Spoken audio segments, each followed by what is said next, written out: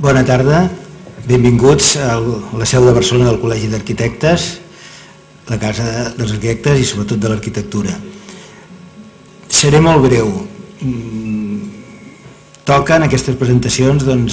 moltes vegades a presentar a la persona que us parlarà després. En aquest cas em sembla que és absolutament innecessari. De vegades també fem una mica de nota biogràfica. Jo crec que avui també és absolutament innecessari perquè tots sembla que el coneixeu perfectament. I a més voldria limitar molt aquestes primeres paraules per disposar al màxim del temps per l'explicació que ens farà després. Perquè precisament ens sembla que és l'únic que comentaré, és una de les característiques, una de les coses que m'agrada, l'única cosa que m'agradaria comentar d'ell. Hi ha arquitectes que sovint ens interessen per la seva obra i quan ens l'expliquen, doncs bé, està bé, pot ser fins i tot interessant, divertit, però sovint no està l'explicació que donem a l'alçada de l'obra. Això segurament ens passa molt. Fa temps que hi ha un lloc comú entre tots nosaltres, que és dir-nos els uns als altres que ens falta la capacitat d'explicar amb una certa consistència què és el que hem estat fent aquests darrers anys, què és el model Barcelona, etc. Per tant, tenim detectat i segurament és cert que moltes vegades a darrere d'una praxis o d'una pràctica professional, a darrere d'uns projectes, no hi ha al mateix nivell a l'hora d'explicar, no només els projectes, sinó d'explicar una posició respecte als projectes. També passa al revés. De vegades hi ha arquitectes que tenen una molt seductora, interessant, propositiva, innovadora forma d'explicar visions sobre arquitectura, de proposicions, maneres de veure les coses, però que en canvi no poden o no acompanyen aquestes propostes amb obres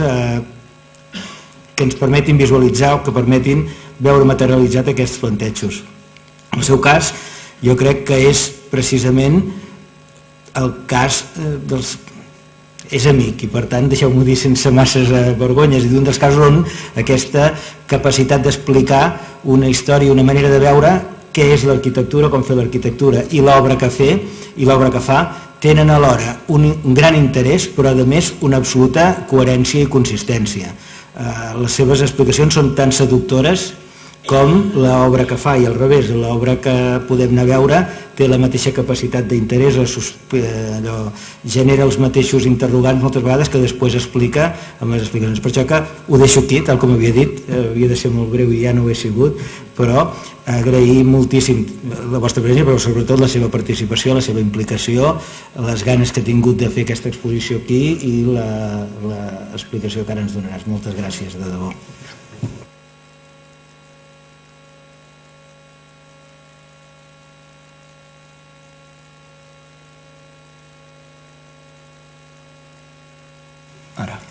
Gràcies, Lluís. I, bueno, estem aquí entre amics, entre persones que ens coneixem la majoria i,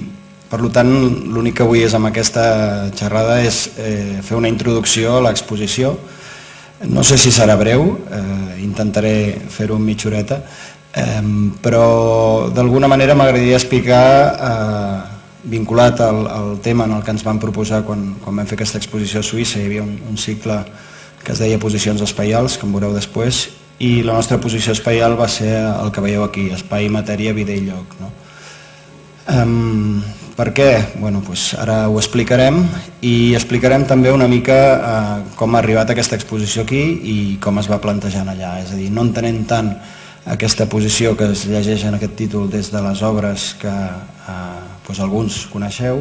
sinó des de com es va muntar l'exposició suïssa, com ha vingut aquí, com ha sigut d'entendre l'espai de la sala Picasso, com es va entendre l'espai del Museu Suís, etc.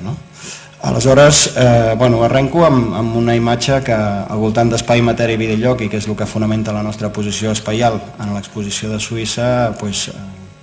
estic últimament arrencant ja des de fa 3 o 4 anys. I què és això? És a dir, entenem que l'arquitectura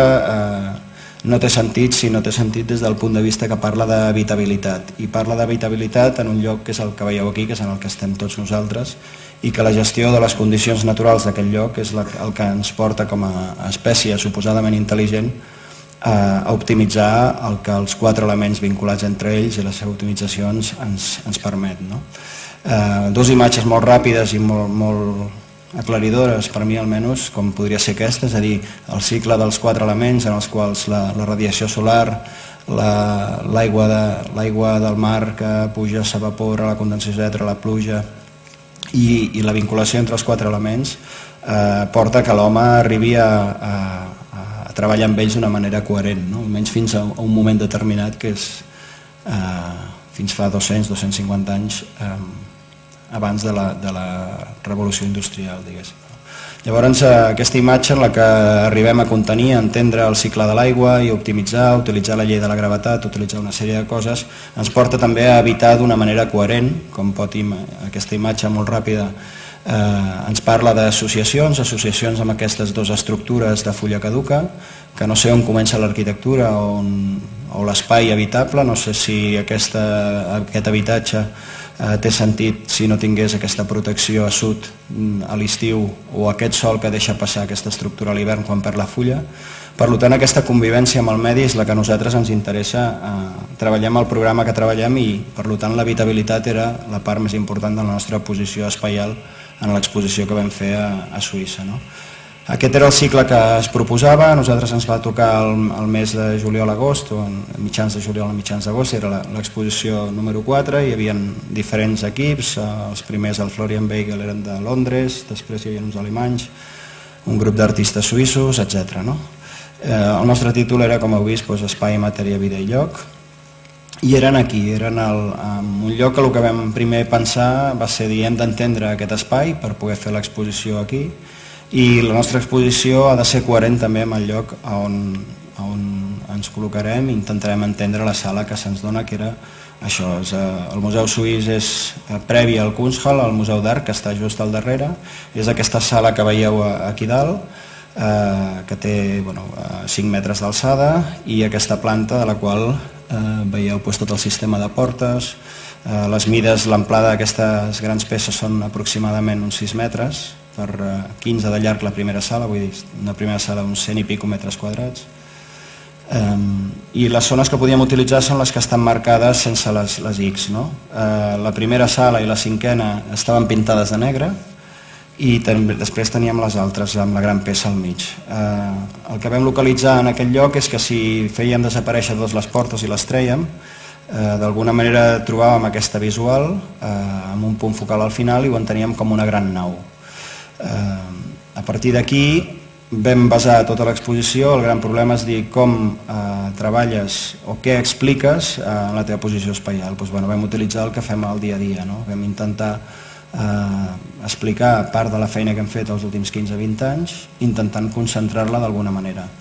Vam veure que d'alguna manera un projecte que ens havia portat 6 o 7 anys, que era un projecte Artesa de Segre, Seró, d'un espai per unes restes neolítiques,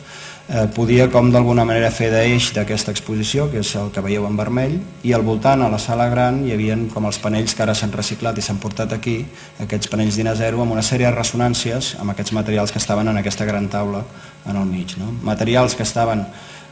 sense vincular-se entre ells, a la següent sala es vinculaven, que és on veieu els 3 quadrats vermells, i a l'última sala negra hi havia el vídeo, com tot això començava a tenir sentit i era usat per les persones, en el dia a dia, etc. És això que veieu aquí, ja amb les peces col·locades. La primera sala era només una benvinguda, una entrada, amb unes fotos del lloc, amb un vi que després podreu prendre, vi de Seró amb formatge de cabra quan acabem. Hi havia una sala que era aquesta d'aquí, que penjava de tot, i d'alguna manera el que vam fer, mentre que això era l'entrada i l'exposició era tot aquest espai, vam deixar com un racó per un projecte que porto 20-25 anys fent, que són uns dibuixos de memòria d'un lloc que porto tota la vida anant, com és Cadaqués, i d'alguna manera hi havia un cortinatge aquí, a l'entrada, que era com anar cap a la infància i cap a, d'alguna manera, doncs segurament aquest únic projecte que estàs sempre buscant inconscientment té molt a veure i que cada cop com més distància prens veus que vas repetint sempre el mateix. Materials, allà teníem muntadors, teníem una sèrie de mitjans teníem un pressupost per fer els panells, etc. Però tot el que són suports vam anar al magatzem del Museu d'Art, del Kunsthal, i vam dir, bueno, vaig anar 2 mesos abans a veure què tenien, a buscar suports, etc. Aquestes peanes que veieu aquí les vam pintar de blanc, aquestes taules les vam treure fora també i vam pintar les potes de blanc i vam utilitzar arxivadors del museu com a suport per una sèrie de materials que estan vinculats a cada projecte. Ho vam anar buidant, després ja en el despatx vam anar treballant el que eren els continguts i materials d'obra que normalment anem arreplegant i ens els anem emportant cap a casa, els vam posar en ordre i ens els vam emportar cap a Suïssa. Per tant, tots aquests materials que veieu aquí, que són proves, com segurament els que sigueu arquitectes de la sala també ho deveu fer, i va anar cap a Suïssa, vam carregar, vam tenir que anar a un magatzem on Schenker, els del transport que pagaven a Suïssa, diguéssim, ho recollirien i passarien la duana, però a mig camí vam tenir pana, vam tenir que canviar de cotxe i la veritat fins que va agafar i va arribar al mes de juliol allà, una setmana abans vam anar a muntar, el material arriba a la sala,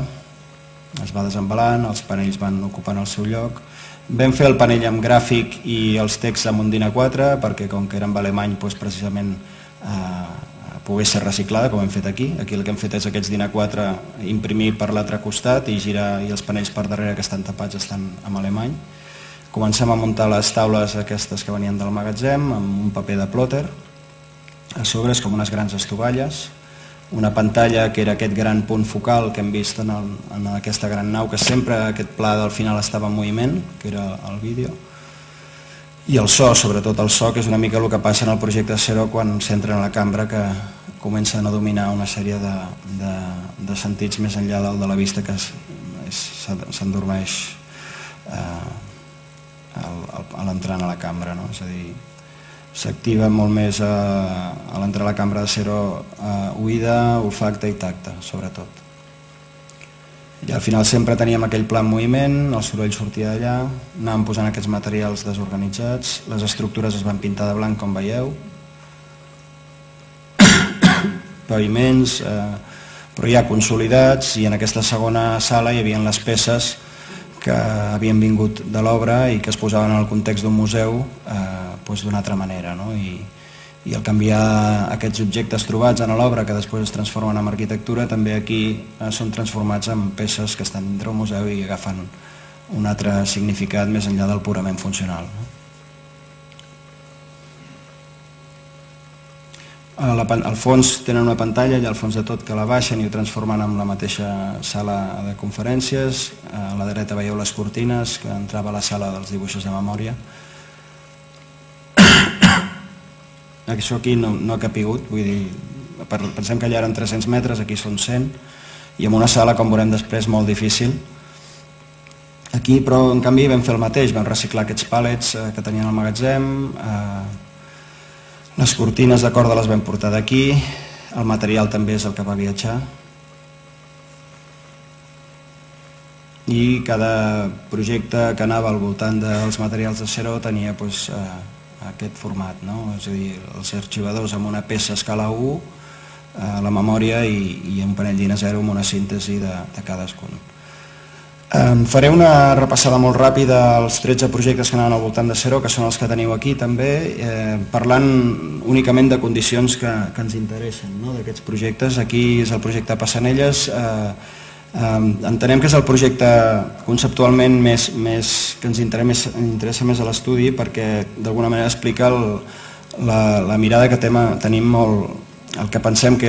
és l'arquitectura d'alguna manera, o intuïm que creiem que pot ser, que és un suport per l'activitat, que d'alguna manera genera unes condicions en base a unes necessitats, però que al final, al dia a dia, l'usuari, en aquest cas l'usuari que va passant els diferents anys per aquesta instal·lació, van dipositant una melodia amb uns paràmetres, amb una manera de transformar el llançament de la pedra amb un to i amb un temps. No explicaré el projecte, però ens interessa aquesta capacitat de generar un suport per l'activitat, i al final és aquesta pròpia activitat la que acaba generant la forma. Un reciclatge de materials d'allà que es transformen en aquesta brana 4 anys després de la primera instal·lació. una casa en el mateix territori que el que fa pràcticament és intentar llegir la topografia, llegir la secció, aprofitar la inèrcia tèrmica, llegir els vents dominants, nord, tramuntana, dalt, Garbí, sud-oest a l'esquerra, la pròpia estructura de l'olivar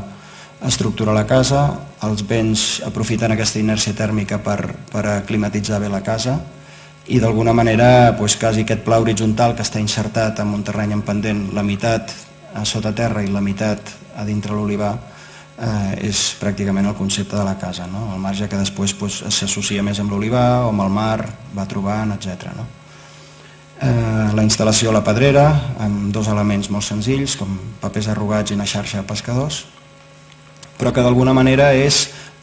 trenar i apilar, és a dir, una xarxa trenada i uns papers apilats i entrellaçats amb la xarxa, o als fons romans trenar i apilar, un mallat de ferro amb pedres granítiques que pesen molt més que el paper.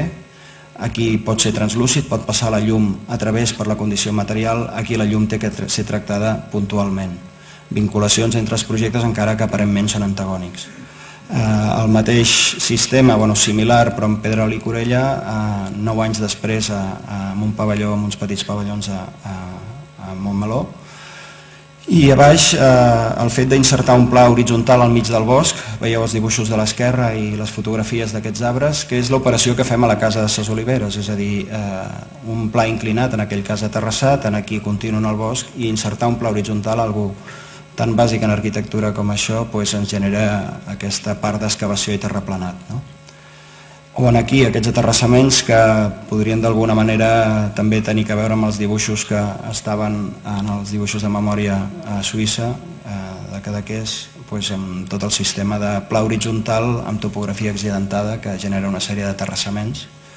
i amb materials que havíem treballat ja als fons romans i que a poc van buscant altres utilitats per necessitat, etc. Seguim aquesta part que en l'exposició la teniu en el fons i que ha començat amb els forns, que és tot aquest treball d'excavar i terraplenar, de bellugar terra, de bellugar pedres, de treure, de posar, i sobretot el pla horitzontal en aquest cas estriat per aquestes muntanyes de terra que ens ajuden a contenir l'aigua de pluja i privar que caiguin a les restes arqueològiques i a la vegada ens estructuren la ciutat romana que tenim a sota. O el Museu del Clima, que fa 2 anys que està parat, es va construir la primera fase, però també del propi lloc traiem aquestes grans rocalles de fins i tot 3 metres cúbics, farem l'altiplà, treballem una espiral que a poc et portarà cap a un bosc, hi haurà una coberta de fulla caduca de 900 metres quadrats, que és el cor del museu, que és on es gestiona l'aigua, les ventilacions creuades, la inèrcia tèrmica, la protecció o l'aliança amb el sol, etc. O ja entrem en aquest límit, el límit vertical en el projecte d'habitatges a Badalona, en el que amb elements pesats, però a la vegada contenidors de vida, contenidors d'elements vegetals, no són jardineres, són suports per testos que l'usuari pot anar afegint a part dels que se'ls donen al principi, però gestiona aquest element al límit entre l'habitatge, el corredor dels veïns i el carrer peatonal de la ciutat. És a dir, com aquest trànsit, aquests successius espais intermitjos entre l'habitatge i la ciutat. O també aquest element de límit o aquest filtre, en aquest cas horitzontal, a la pèrgola del tenis Barcino, en el que també ens associem amb el mateix ferro que heu vist abans, fusta de robínia i la vegetació hivern-estiu. Però és el pla horitzontal el que estructura una topografia o 3 terrasses amb 3 nivells diferents i ordena i organitza l'espai i el posa en escala. O quan això està en vertical al carrer Minerva i ens gestiona el límit en el barri de Gràcia i un petit balcó et relaciona amb el que serà el carrer que després es transforma en la Rambla Catalunya. O els habitatges de Salou, amb aquesta imatge de dalt està com deformada, però veieu el de baix, que d'alguna manera ja tancaria, és l'últim projecte que està al voltant d'aquest projecte de Seró, que entenc que sense aquests tots uns són conseqüència de l'altre inconscientment, i aquestes ressonàncies que a poc es van trobant i van prenent forma, tanca com aquesta sèrie de 13 projectes, alguns que hem fet al despatx, com la nau d'Eurofred o la nau de Can Minguell, no ens semblaven adequats en aquest entorn, i on hem trobat el discurs com lligar-los i per tant no els hem explicat,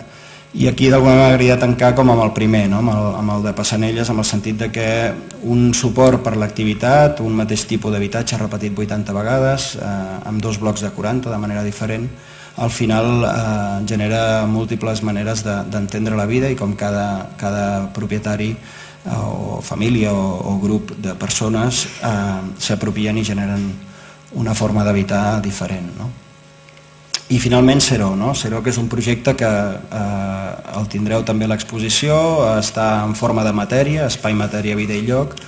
i que d'alguna manera hi ha una cambra secreta que al final us trobareu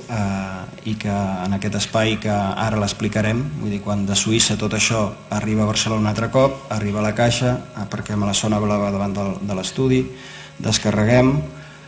ho tornem a pujar a l'estudi fa un parell de mesos, desmuntem la caixa, fins i tot l'Òscar em sembla que va treure un tíquet i el guàrdia li va fer gràcia i li va dir no feia falta i es desmunta i el Dani de l'estudi s'ho emporta cap a casa dels seus avis i ho reaprofiten per fer aquest tancament. Després venim cap aquí, això el 5 del 10 comencem a pensar, fa un mes escàs, i comencen a aparèixer records d'una primera exposició de l'any 95, fa 18 anys que vam fer a la sala de baix, però comencem a veure aquí dalt què podem fer. Recordàvem que hi havia com unes guies a dalt en el sostre, sabíem que era la sala Picasso, que hi havia els 2 murals aquí, a part dels que hi ha a l'exterior, que són aquests d'aquí, que ens hi vam fixar molt a l'exposició de fa 18 anys, que era aquesta, en el que repetíem un mateix element 38 vegades, era l'exposició d'un concurs de joves arquitectes per l'estand del COAC a Construmat. Vam entendre el lloc a la nostra manera, entenent que s'havia d'exposar en horitzontal. Eren 2 elements, taulers d'encofrar, que després veureu, i que a poc anaven pujant d'alçada fins a acostar-se a la cota de la sala. Però d'alguna manera enteníem que volíem incorporar la plaça en l'exposició, ens vam fer una maqueta en formatgeig de la vaca que ria, i de 1 per 1, vull dir, estava a escala, allò era 1 metre per 1 metre, és a escala U100, i vam jugar amb aquestes 2 directrius. La diagonal anava en un sentit i cada element girava amb l'altra diagonal, amb la qual fèiem com un bosc que a poc anava augmentant de mida. També vam portar molta matèria aquell cop aquí, això és el març del 95, vam entrar 1.500 tableros d'encofrar amb el fleje metàl·lic d'1 metre per 50, uns 10.000 quilos sobre la cooperativa Capell. Vam trucar en el Xavier Busquets per consultar una mica la sobrecàrrega de la Capell, ens va dir que cap problema. I aquest espai, que això és una fotografia de l'altre dia, que ha canviat precisament i que també es vol vincular amb a 18 anys després, es vol vincular amb la plaça i exposar en horitzontal perquè la gent entri i vingui a comprar d'alguna manera o interaccioni. Crec que en aquest sentit el col·legi està bé, que s'hagi obert per necessitat, però vull dir que també està bé que la societat hagi passat això. Però aquesta vinculació d'aquest element que entra aquí, que vam anar descarregant, vam fer un replanteig, vam col·locar cada un dels elements i vam a poc anar generant aquesta topografia horitzontal que anava pujant a poc fins a la plaça, i cada element era això: tauler d'encofrar al pla horitzontal, és a dir, fer forjats amb els de baix, i un fenòlic per encofrar al pla vertical, és a dir, els 2 negatius dels 2 elements bàsics de la construcció, amb un fleje metàl·lic que aguantava el voladiu, i cada projecte s'exposava amb un d'aquests elements.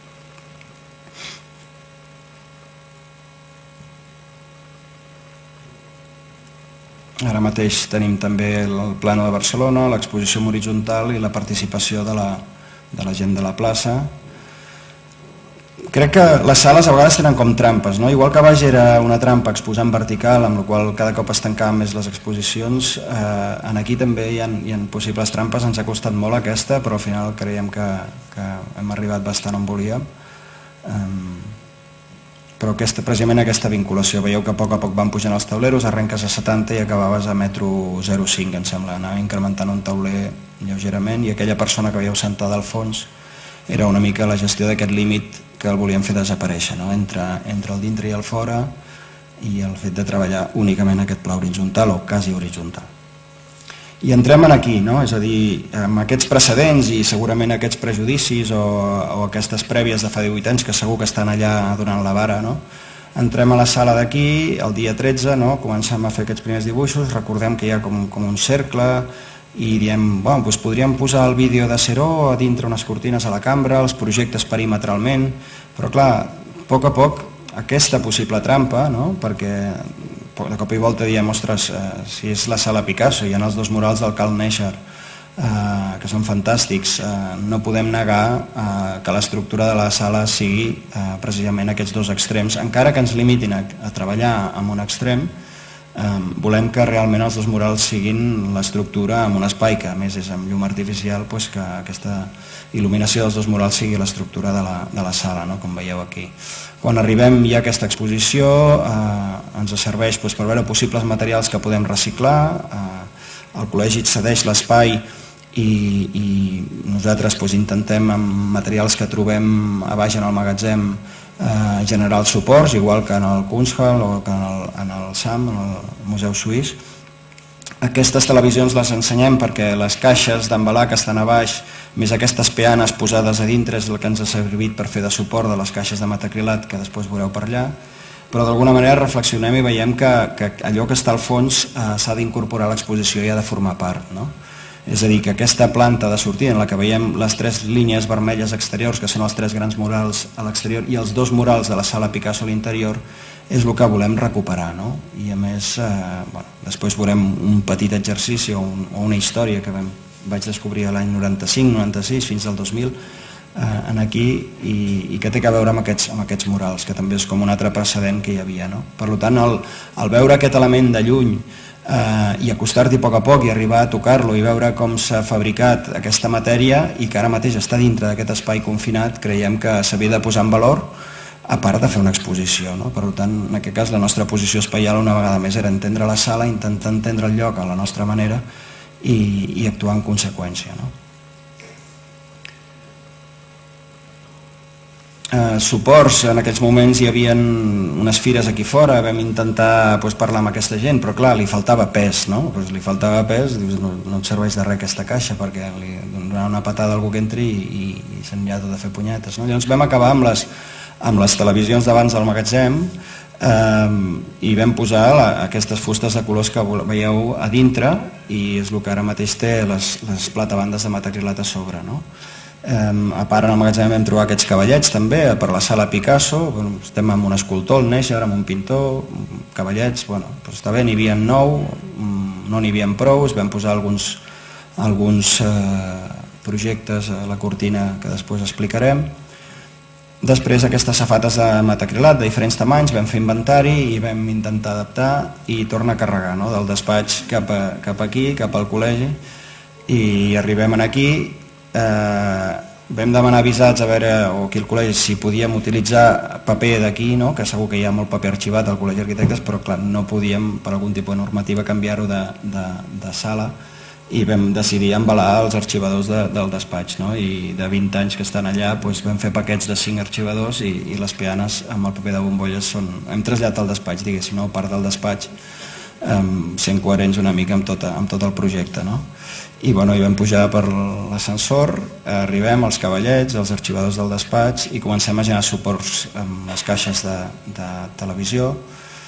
Els cavallets comencen a trobar la cinta de replanteig, igual que l'any 95, els metacrilats que col·locats a prop del mural l'incorporem a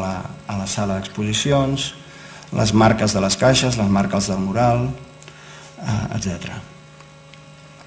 Embalem i comencem a col·locar les peces aquí i el que busquem és això precisament. Busquem únicament penjar d'aquesta forma tentadora que teníem a dalt, que era com una tentació, diguéssim, penjar alguna cosa d'allà, només la il·luminació perquè està electrificat i el que busquem és d'alguna manera que la sala vagi d'aquest mural fins a l'altre, tingui l'estructura, encara que només podem treballar en aquest racó d'aquí, col·locant una peça més aquí i una còpia de material, el material sobrant que ens ha quedat l'hem col·locat aquí, posar 8 projectes en aquests 8 cavallets, 5 projectes més aquí, les cortines que anirien penjades en l'espiral van penjades en el cable que tenim aquí, amb la qual aquest espai que era bastant difícil, és l'única paret on podries penjar però tens els pilars a davant, per tant tampoc funciona, doncs aconseguim generar aquesta cambra secreta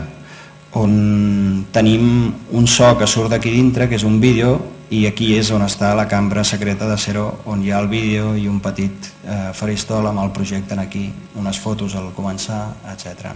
Per tant, tots aquests materials que es van trobant aquí, que van tinguent ressonància amb els altres projectes, tenen a veure amb aquesta còpia de material i amb el projecte que tenim aquí al darrere. Però repeteixo, els cavallets col·locats transversalment perquè passi la vista, una il·luminació que encara no l'hem acabat i l'estem baixant, posant uns canutos de color negre per fora i traient el brillo de les llums que hi havien penjades per donar llum molt tènue en aquests panells d'aquí i que l'estructura forta vingui per als dos murals. I a partir d'aquí pràcticament res més, només un petit conte que us explicaré que quan vam fer la primera exposició em vaig fixar en unes cosetes i els propers 2 anys anant vinguent per aquí, que si vens a avisar i tal, acabes descobrint com una sèrie de relacions entre personatges que estan just aquí darrere de la pantalla. És que dir, si ara vosaltres esteu sentats en aquesta sala i d'alguna manera veieu aquell punt vermell que hi ha just al darrere, travessem la pantalla i just aquí, una mica més gros, bastant més gros, perquè té l'alçada de tota la paret, tenim aquest personatge. Imaginem que ara travessem la paret, l'estem atrevessant i apareix just al darrere, però al revés, perquè ara anem a la sala, entrem en el conte i ens girem tots i sortim a fora. Sortim a fora en el friso aquest que tenim just darrere la pantalla i tenim el rei aquest de les festes de la Mercè, que és un dels dibuixos que el Picasso fa en el Carl Neischer quan munta l'exposició. I ara el que faré serà llegir-vos una entrevista que li fan al Xavier Busquets Sindreu, que és l'autor de l'edifici, quan va pensar en com acabar al darrere d'aquest volum opac, sense llum perimetral, una possible llum cenital, però que era el programa a la sala d'actes que està aquí darrere i la sala Picasso, que és el foyer, ell li deia el foyer, evidentment, que està previ a la sala. I d'alguna manera, respecte a aquesta peça, el Xavier Busquets diu: en cuanto al edificio, el muro ciego del primer piso que rodea el salón de actos y el foyer era un problema que me preocupaba especialmente, ya que constituía el paso de un elemento horizontal a otro vertical. La idea inicial había sido resolverlo con un recubrimiento cerámico de grés confiado a Antoni Comella. 2 hechos contribuyeron a modificar esta primera idea. Algunos años antes, encontrándome en Cannes, había conocido personalmente a Pablo Picasso. Su interés por nuestra ciudad me quedó confirmado enseguida. Prácticamente, la primera pregunta que me hizo fue: ¿qué hacen en Barcelona? Y escuchó las explicaciones que pude ofrecerle con una atención y una simpatía que no fueron desmentidas en ningún momento. Para mí fue una tarde inolvidable. Me había recibido en una sala organizada a base de un desorden magnífico. De aquella primera visita a Picasso, tan lejana, guardo la impresión inalterable de unas manos honradas y de unos ojos de una curiosidad implacable, corregida por la experiencia. En octubre de 1958, en un viaje a París relacionado con el proyecto del colegio, visité también la UNESCO, donde vi un mural de Miró, hecho en colaboración con Llorenç Artigas. Este mural y el recuerdo de mi visita a Picasso me sugirieron la posibilidad de una colaboración Picasso-Comella en el edificio del colegio. El enorme prestigio de Picasso, su indiscutible maestría y su estrecha vinculación de tantos años a Barcelona y a Cataluña eran factores decisivos para un éxito seguro. Así volví a visitar a Picasso. Lo hice provisto de planos, perspectivas del edificio y colecciones de fotografías que reproducían su emplazamiento y su aspecto futuro. Como es natural, en ningún momento se había propuesto a Picasso un tema determinado para la decoración de los murales. Ya ha quedado dicho que mi primera idea era la de una colaboración del ceramista Comella con Picasso, pero este, con el interés por nuevas formas de expresión que siempre lo caracterizó, me habló de un nuevo procedimiento con el que habían reproducido unos dibujos suyos del Museo Grimaldi de Antibes, en el edificio del gobierno noruego en Oslo. Carl Neischer, que conocía a Picasso y la nueva técnica del chorro de arena, ya había accedido a hacerse cargo de la obra y se trasladó a Barcelona. Lo recuerdo como un hombretón nórdico alto y fornido, barbudo. Habíamos decidido, pues, los materiales con los que deberíamos trabajar, pero faltaban todavía los dibujos originales. Intentando que no se sintiera excesivamente apresurado, lo mantuve al tanto de todo. Lo visitaba cada mes y hablaba con él por teléfono semanalmente, mientras las obras del edificio avanzaban y pronto llegaríamos a la fase de los acabados. Todo estaba a punto para comenzar los murales. Un día, al despedirme de Picasso y Jacqueline en la California, tuve que atreverme a decirle que no nos podíamos demorar más. «Reza un Padre Nuestro para que te lo haga», me respondió Picasso. A los pocos días, el 18 de octubre de 1960, a las 11 de la noche, me telefoneaba para decirme que los dibujos ya estaban listos. Al enseñarme los dibujos, Picasso aludió a la voluntad de síntesis y al esfuerzo de simplicidad que suponían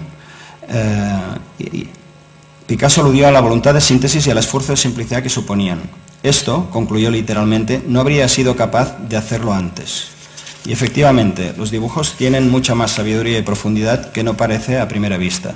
Había llegado, pues, el momento de empezar las obras definitivas. La reproducción de los dibujos se hacía en dos fases. Primero había que reproducir fragmentos de los originales sobre papel, ampliándolos hasta obtener su tamaño definitivo. Los dibujos eran fotografiados en diapositivas. Estos se proyectaban sobre papel y Carl Neschar seguía los trazos del dibujo con un pincel. Para hacer la ampliación a la medida que presentan los esgrafiados había que proyectar las diapositivas a más de 10 metros de distancia. Una vez pasado el dibujo del papel a escala natural, se recorrían las pinceladas perforando con un punzón. La segunda fase de la reproducción tenía lugar ya en el colegio. Los papeles pintados eran fijados sobre las placas de hormigón acabadas de desencofrar. Carl Neschar, con una bolsita de tela llena de polvo de grafito, iba recorriendo y golpeando el trazo perforado del dibujo. El grafito traspasaba los agujeros del papel y marcaba las líneas sobre el hormigón. Una vez retirado el papel, con una fotografía de los originales a la vista, Neschar repasaba las líneas con un lápiz de cera y señalaba con flechas la dirección que debería dar el chorro de arena, a fin de reproducir con exactitud las diferentes intensidades del trazo del dibujo de Picasso. Finalmente llegaba la hora de aplicar el chorro de arena siguiendo las marcas y poner al descubierto las piedras negras del interior del hormigón. La arena y el mortero movían una polvareda formidable. Para evitarla, en lo que era posible, se utilizaron unos grandes ventiladores que proyectaban el polvo sobre una cortina empapada de agua. El proceso exigía ir descarnando el mortero con un gran cuidado, consultando repetidamente las fotografías de los originales, para no excederse en dar el grosor del trazo. Habiéndose extendido que la decoración de los paneles exteriores del colegio se hacía con dibujos originales de Picasso, fueron varios los artistas que hubieran querido contribuir con su saber en la decoración de interiores. Para los dos tramos de parado del foyer, prolongación de la sala de actos, había pensado en Joan Miró. Comenté a Picasso esta posibilidad. La reacción fue rápida y cortante. «Ya te los haré yo, los Miró», me dijo. Los hizo con una rapidez sorprendente. Bueno, pues aquesta introducció a aquest petit conte que ara us explicaré és per, d'alguna manera, presentar-vos el personatge que hem vist quan hem travessat la pantalla. I aquest personatge, evidentment, té una història, no hi ha sigut sempre aquí. Va haver-hi la construcció de l'edifici, com heu vist, es va construir, estava bastant avançat, s'havien encarregat els dibuixos i després, com deia aquí, els dibuixos arriben el 18 d'octubre del 1960 i entre l'any 61 i l'any 62 que s'inaugura el col·legi es construeix aquest mural. Inauguració 29 d'abril de 1962, amb els murals hi veiem el rei, que és un gegant de les festes de la Mercè, amb tots els personatges de les festes en el mural principal, dels 5 murals que hi ha.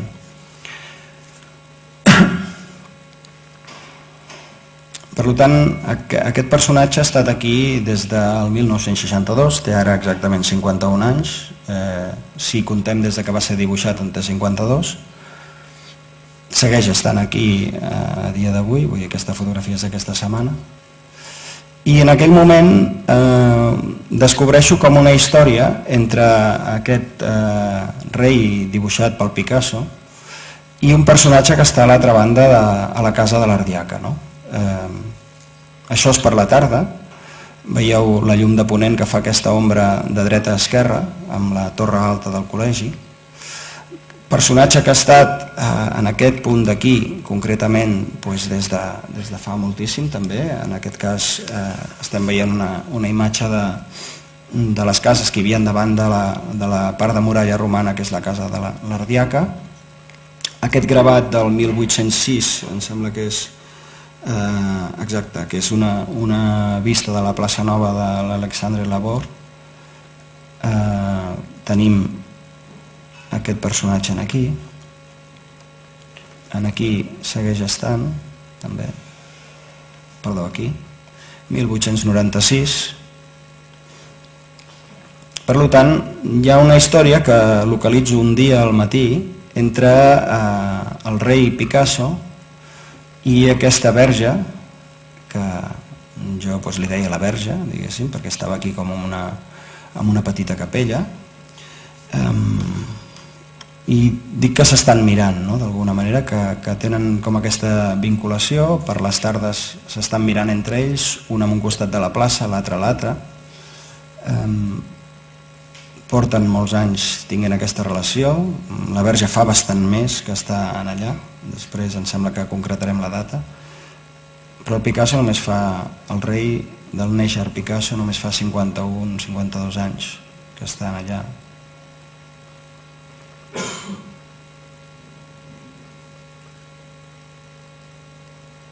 Aquesta fotografia és ja és dels 2000, em sembla, després al cap d'uns anys vaig tornar a fer fotos.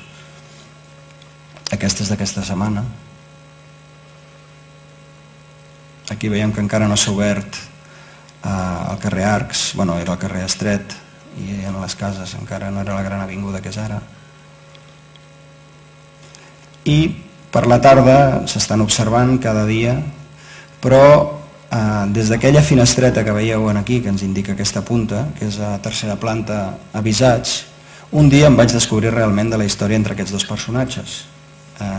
Va passar la nit i un matí a primera hora, havia una època que acostumava a venir a les 8 del matí, molt d'hora per treure el que era gestió d'aquí, vaig cap a avisats i mentre estava esperant per aquesta finestra, que és exactament aquesta que veieu aquí, trec el cap i descobreixo de cop i volta aquesta imatge. I em dono compte que el rei, al matí, i aquell dia me'n dono compte, però és que és cada matí que hi va, han estat festejant la tarda i la nit i va a visitar la verge cada dematí. És a dir, es troben, en definitiva és una història d'amor, com tantes. Jo crec que els projectes d'allà també ho són, al final. I aquesta història es consolida el dia que descobreixo aquest viatge, que és diari, però fins aquell dia no t'havies enterat, i a la tarda passa això, segueixen festejant però no desapareix, és a dir, al matí estan així, s'estan visitant i a la tarda desapareix. Clar, després ho vaig escriure, 2 o 3 anys després, això era l'any 99, vaig escriure com a arquitecte, així com molt cunyàs, sempre que volem explicar-nos-ho tot, i l'espai, el temps, i les seccions, i les plantes, i els reflexes, i els no sé què, em vaig fer aquesta petita explicació, que és la tarda, una parella està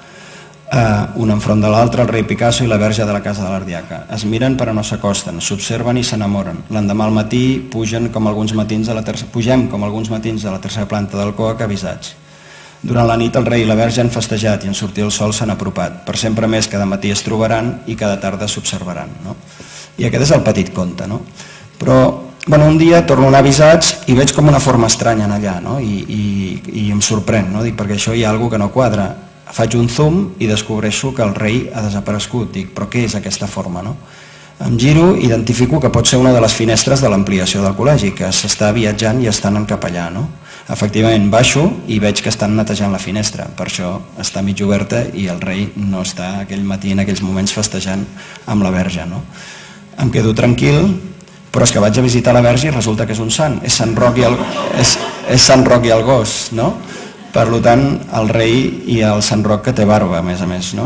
Llavors, al cap d'un temps vaig estar molt temps pensant que era el rei i Sant Roc, uns quants anys, i de cop i volta, un dia que vaig fer... Això només ho havia explicat un cop, aquest conte, en una conferència amb l'Arnaldo Bassadona, em sembla a l'Escola del Vallès, i quan l'estava preparant aquell cop em vaig donar compte, dic, ostres, espera, fixem-nos més, i vaig veure que el reflexe, realment, si us fixeu, el rei, i que a més just darrere la pantalla aquesta on estem ara, no és el rei, sinó que és, fixeu-vos a la vara, que és més estreta la figura, no és tan gruixuda com el rei, resulta que és la reina. Per tant, al final, és la reina la que no era un rei amb una verge, sinó una reina que va a visitar a un sant, s'enamora, i és més de propi del 21, vull dir, la dona i tal, el protagonisme, les dones es belluguen, etc. Per tant, al final, és la reina la que ha anat a visitar a Sant Roc, i sempre més serà així, i per això el rei, despistat com sempre, la té a darrere, i ella va fent, no? Vull dir, jo d'ell la vigilaria una mica. Molt bé, doncs això és tot. Si voleu veiem l'exposició, i era una manera d'intentar explicar el valor que d'alguna manera creiem que tenen aquestes dues peces que estan a la sala. L'únic que volgut l'exposició era posar un valor i a més intentar fer una exposició. Molt bé, gràcies.